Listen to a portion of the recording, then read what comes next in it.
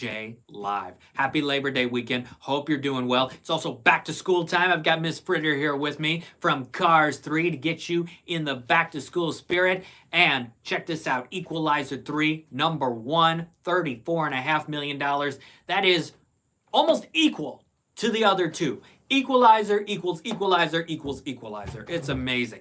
The first movie opened to 34.1 million back in 2014. The second one opened to 36 million in 2018. This one, 34.5, 2023. Amazing. The power of this franchise, the power of Denzel Washington as a movie star. He couldn't even promote this movie, and it still did really well. 4-day weekend, Labor Day weekend estimate of $42 million. Now, the first Equalizer made 101.5 total. The second one, almost equal to that, 102.1. What will be interesting with the Equalizer 3 is if it has the legs to get to $100 million just like the other two. This is a movie that is different from the first two, but it's also my least favorite in the franchise. I'm not a huge fan of this franchise. I haven't been from the beginning. I thought the first one was all right. You get into the vibe of it. The second one, to me, was a lot of similar vibes. The performances were good, but it was kind of expected. This third one, the tone is a little different, but it's very standard. You know what's coming pretty much every step of the way. And I don't even think the scenes between Denzel and Dakota Fanning were outstanding. So I'm kind of underwhelmed with Equalizer 3. Not a terrible movie, but it's slow. Doesn't have a lot going for it. Michelle the Oreo Head, hey Jackson, happy Labor Day weekend. Thank you very much. Happy Labor Day weekend to you as well. Sony clearly happy. They needed a bounce back after the Gran Turismo situation. Gran Turismo last weekend was number one with $17.3 million. But there were two casualties to that. Number one, it was National Cinema Day, so $4 tickets, so it didn't make quite as much money as maybe it could have. Number two, it made a lot of its money in those preview screenings from the previous two weekends, and it actually did not win Friday, Saturday, or Sunday, but it was still the number one movie of the weekend because of the nearly $4 million it made from the previous weekend showings. This weekend, Gran Turismo dropped to fourth, and it added $6.6 million for a total currently of 28.6. Here's what I say to that. I do believe it was a mistake that Sony released Gran Turismo the way they did. I believe that it should have just opened August 11th, and it might have had steady weeks for the last 3-4 weeks.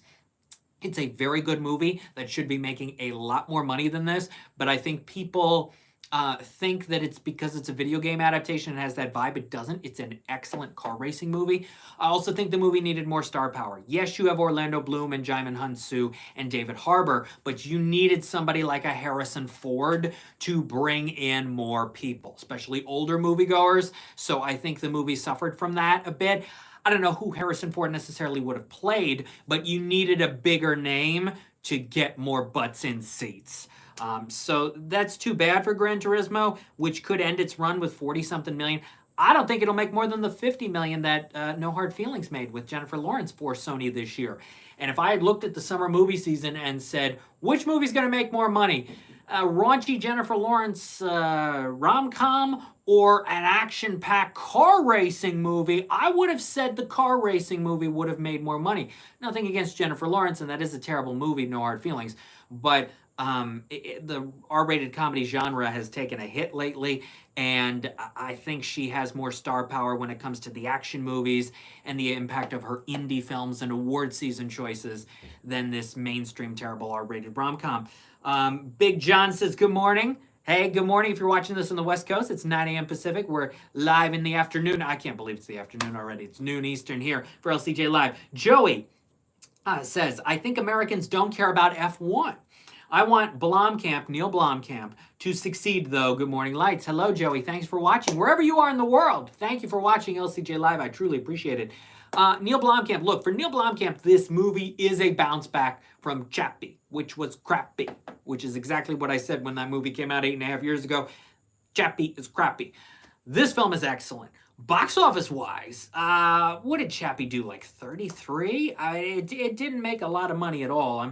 I know it opened to 13, and frankly, when you take away the 3.9 million from the preview showings, Gran Turismo also opened to 13. Yeah, it opened to 13.4, totaled 31.6 million. So Gran Turismo is gonna make more money than the 31.6 of Chappie. Yes.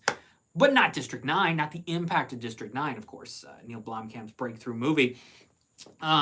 Yeah, so it should have opened wide on August 11th. It could have actually by now been up to $45 million or more. I really think the early strategy hurt it, and that's too bad. So in second this weekend is Barbie with another 10.6 million. It's at 609.5. If you want to comment live here on LCJ Live. I'll read your questions and your comments. Barbie is now the highest grossing movie of the year globally. It has overtaken the Super Mario Brothers movie for the biggest movie of the year. Globally, it's now going to take over Mario in terms of total box office for the year, just Friday through Sunday results. And it's the biggest movie of the year domestically. Barbie, 609.5. It'll try to get to 640. We'll see if it can for Warner Brothers. In third, also Warner Brothers, Blue Beetle added 7.3 million this weekend. It's at 56.6. It is about to pass Shazam, Fury of the Gods, which totaled 57.6. And it's going to get into Warner Brothers' top 5 for the year.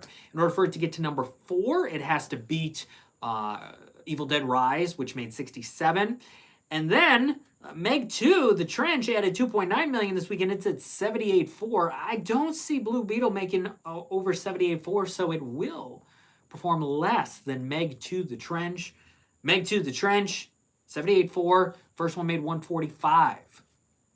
So significantly less, but hey, Meg 2 is going to make a run at $85 million, or get close to that, which is actually more than I thought it was going to do. What a terrible film that is. That is a lock for 10 worst of the year, maybe even 5 worst of the year. It is a terrible film. Also this weekend, Teenage Mutant Ninja Turtles Mutant Mayhem added 4.8 million.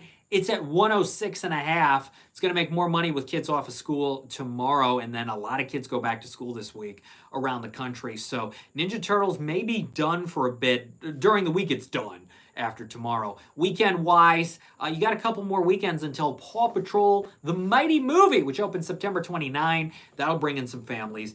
And I think it has to make more than the $40 million that the last Paw Patrol made total. Ninja Turtles at 106.5. It is about to pass the latest Scream movie on Paramount's yearly list. If you take a look at the yearly list for Paramount Pictures, you can see that Mission Impossible is number 1. Mission Impossible added another million or so this weekend. It's at 170. That's your biggest Paramount movie of the year, followed by the latest Transformers movie, which is at 157. And then Scream 6, which is at 108.2. And this Ninja Turtles will make more than that, so it'll become the 3rd biggest movie of the year for Paramount. Dungeons & Dragons at number 5. Another 3 million this weekend for Bottoms, which expanded nationwide. It started in about a handful of theaters last weekend, did pretty well. Added 3 million this weekend in a wide release, so it's at 3.7 million. This could have legs. This could try to get to $10 million. Then you've got Strays, which added 2.5 million. It's at 20.7 million. Not great. I thought it would make more than this. I really did. I thought it would open to 14 and only open to 8. So yeah, it's not doing quite as well as it could be. Forgot to mention Oppenheimer, 5.5 million. It's at 308.6. Breaking all kinds of records for Universal. Global gross is huge. Yeah, Oppenheimer keeps making money. It'll try to make a run at 320, and we'll see if it can get there. The Hill added 1.4 million this weekend. It's at 4.7. The Dennis Quaid baseball movie, that is excellent. Go see The Hill. 2 good sports movies in theaters right now, The Hill and Gran Turismo. Talk to Me added 1.8 million. It's at 44.1. It is now the highest grossing horror movie ever for A24. It has passed Hereditary, which I didn't think it was going to do, but boy, more people keep going to see Talk to Me. Colin says, hey, Jackson, cannot wait to see Bottoms. There you go. Michelle Iorio had going to do a Bottoms Incredibles double feature today. Yeah, Incredibles is playing, I think, at AMC theaters nationwide, some other chains, for the Disney 100 celebration. So Talk to Me at 44.1 basically ties Hereditary, and now we'll pass it.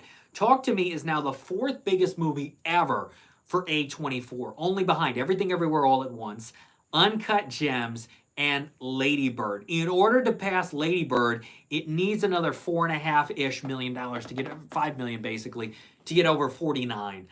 At this point, I think that's tough, but if it has another weekend of, let's say, 1.2, then maybe another million. It could try to get past Lady Bird, but I'm going to predict that it settles at a very impressive fourth place all time for A24.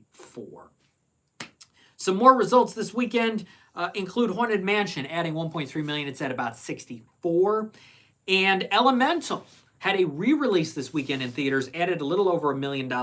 It's at about 153. Here's something very interesting about Elemental. It has made more money overseas than Spider-Man Across the Spider-Verse has made overseas. Elemental with 325 million overseas, Spider-Verse with 307 million overseas. So Elemental has actually made more money. That's amazing. But here in North America, of course, Elemental's at 153 and Spider-Verse at a huge $382 million. We'll see what Disney Pixar decide to do with these characters. You know, I think maybe they'll think about a sequel, but maybe they'll think about a series or shorts or a special, a holiday-themed special for ABC and or Disney Plus. For next year, I think they should really start seriously thinking about that. That would probably be a smart play because there are enough people who want to see more of these characters. And hopefully that'll happen. Also this weekend, a film that was shot near me, Albany, New York, The Good Mother with Hilary Swank, opened in 423 theaters. Just $302,000 per screen, average of $714. That's about 60 people. It's going to make another 65,000 or so tomorrow. Thought it was going to do a little more than that. There are some more showings this week. There's some special events here in upstate New York this week for the movie, so it'll add some money to that. But $302,000 this weekend for The Good Mother.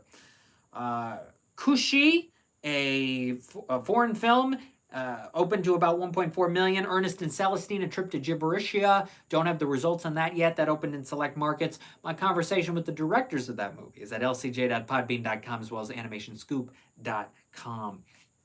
More LCJ Q&A podcast episodes and animationscoop.com Q&As are on the way for September. Some good stuff on the way, from Krapopolis to The Inventor to ones that I'll be conducting interviews over the next couple weeks and more. So look forward to a lot of good animation interview content this month of September. And if you want my conversation with Miles Joris Parafit, the director of The Good Mother, that is also available at lcj.podbean.com. This weekend's new movies, and then I will get to Taylor Swift plus the film festivals. But this weekend's new movies, The Nun 2. The Nun opened to 54 million back in 2018, totaled 117. Warner Brothers is on an all right streak. Obviously, Barbie was a juggernaut. Meg 2, okay. Blue Beetle, so-so. But they could use another big hit. We'll see how The Nun 2 does. Now, The Nun 2 is now the last Warner Brothers movie until December at this point. Because Warner Brothers moved Dune Part 2, because they think they need the stars to promote it, even though The Equalizer 3 proved you don't need stars to always promote a movie. This is the last Warner Brothers movie until Wonka, Aquaman 2, which I seriously still do not think is coming out in December, and The Color Purple. We've had trailers for Wonka and The Color Purple. They feel like award season movies, holiday season movies. I think Warner Brothers will keep those. Aquaman is not coming out in December. It is not. I mean, it's not confirmed yet, but I truly do not believe that Aquaman will open in December. By now, you'd have a trailer. You would have put out a trailer with Blue Beetle. That would have made a ton of sense. If they were ready for this movie to come out, yeah, no. I do not think that's happening. I will be surprised. But The Nun 2, I don't think it'll open to the 54 million that the first Nun opened to, but I'm going to go to boxofficepro.com right now, and I want to check out what they're saying that The Nun 2 could open to. 30 to 45. You know, I'm going to go on the lower end of that. I'm going to say 35. We could have duplicate. 35 million opens, basically. I think The Nun 2 will do about $35 million. Ethan Skelly, I saw Bottoms and loved it. Hope you all do too. There you go. Thank you, Ethan Skelly, for that. Yeah, I'll say The Nun 2 does 35. Now, the prediction for My Big Fat Greek Wedding 3 is between 8 and 13 million. That feels about right to me. I watched the first My Big Fat Greek Wedding for the first time about a week or so ago, and thought it was okay. So I watched it to get ready for Big Fat Greek Wedding 3. I don't think I'm number 2. Of course, the first movie was a phenomenon back in 2002, grossing $241 million. Oscar nomination for original screenplay. When My Big Fat Greek Wedding 2 came out in March of 2016, it opened to 17.9 million, totaled 59.7. I do not think this will do that. I think Focus Features and Universal have to be a little bit concerned. Look at Book Club: The Next Chapter earlier this year, a sequel to a previous installment that did significantly less than the first one. For Focus last year, Downton Abbey: A New Era did significantly less than the first one, 96 million versus 44. And then you've got, with Book Club, it was 68 versus, 17? Ridiculously low for Book Club: The Next Chapter. And with this, the last one did 60. This one I don't think does more than 30. I really don't. We'll see if the movie's funny. We'll see if the movie's good. But I don't see this movie opening to more than $10 million. So those are your two big movies for next weekend.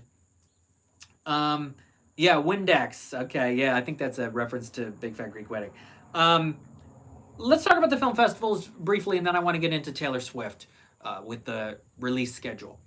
Venice and Telluride are happening right now. And there are a lot of reviews coming out. There are a lot of headlines.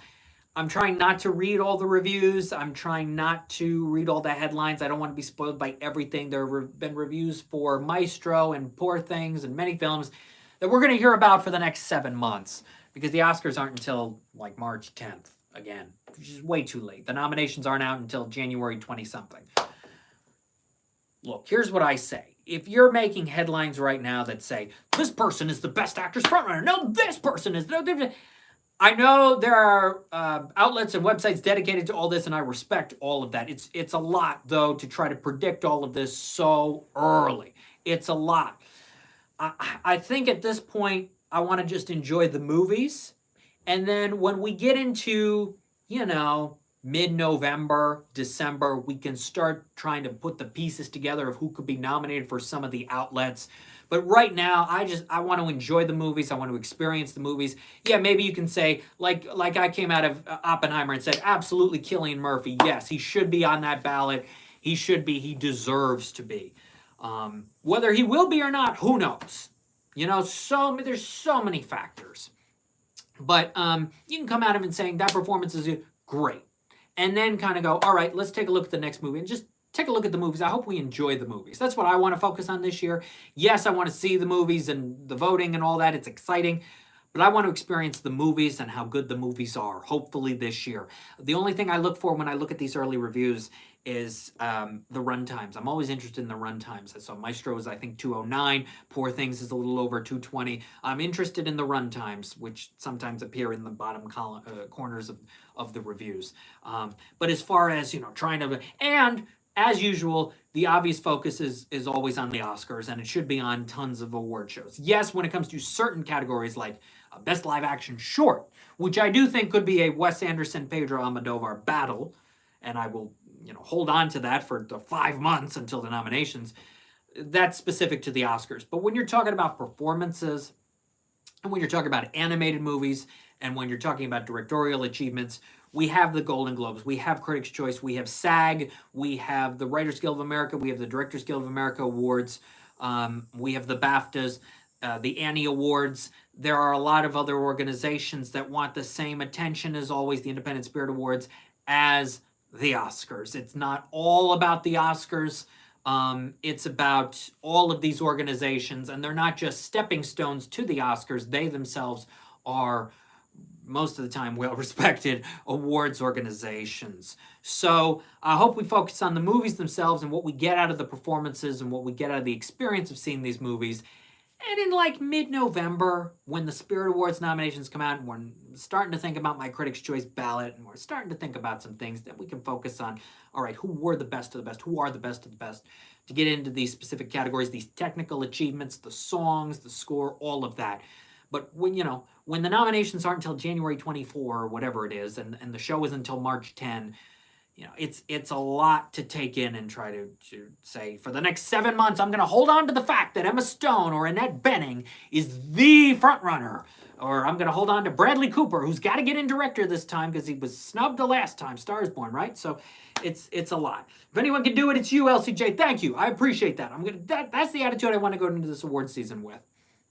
That's the vibe I want to get. I want to enjoy the movies, and then we'll get a little, into the category stuff in a little bit. I know we're already 21 minutes into this LCJ Live, but I have to mention Taylor Swift. I have to mention this. Look, Taylor Swift just shook up the entire fall release schedule. October is now completely different because of Taylor Swift.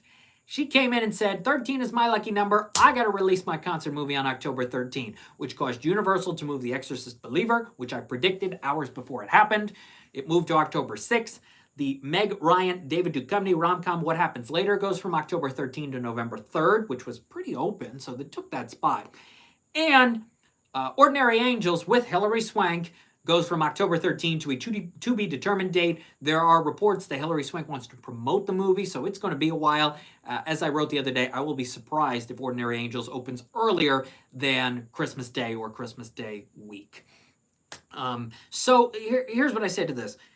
Taylor Swift knows the movie business. She's been involved in so many movies with songs. The Hunger Games, One Chance, Cats, Where the Crawdads Sing, and her own documentary on Netflix, Miss Americana. She's also acted in some movies like Valentine's Day, The Giver, Dr. Seuss's The Lorax, Cats. So she knows the movie business pretty well because she's been involved in a lot of film projects over the years. And I don't think she came in with an attitude of, I'm here, so you all have to move. I think it was just, here's what we're doing. We're going to give the theaters a lot of money, and the concession stands will be packed, and there will be so many concessions sold for 3-4 weeks. It will be unbelievable. And the studios, because they don't want to anger Taylor Swift fans, and because they feel like it, they have had this positive attitude. Yes, she was also in Amsterdam. That is correct.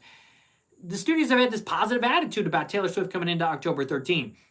If you notice the tweets from Jason Blum, producer of the Exorcist movie, Bleecker Street, the studio behind What Happens Later, and Lionsgate, the studio behind Ordinary People, all with these kind of positive, all right, Taylor, that's fine. You rock. We're going to move. Much love and respect. And that's a nice thing. It kind of reminds me of the whole Barbenheimer situation and Greta Gerwig and Margot Robbie posing with their tickets in front of the posters and all of that. And Christopher McQuarrie and Tom Cruise kind of reminds me of that. I think nobody wants to make Taylor Swift angry or make her fans angry. So it's these nice positive things. We're going to move. It's fine. You do you. You're going to give theaters a lot of money. Much love and respect.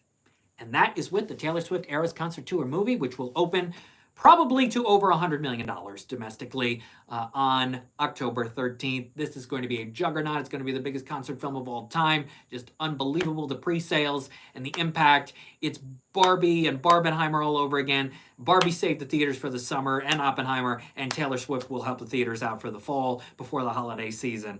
Just incredible. AMC has a special Taylor Swift collectible popcorn tubs and soda cups, according to James C. Yes. Already, theaters are gearing up. They're going to get ready and turn Friday the 13th into positive. People always look at Friday the 13th, ooh, scary horror movie or negative. Or Taylor Swift's going to turn it into a positive. So there you go. That's it for today's LCJ Live. Hope you have a good Labor Day weekend.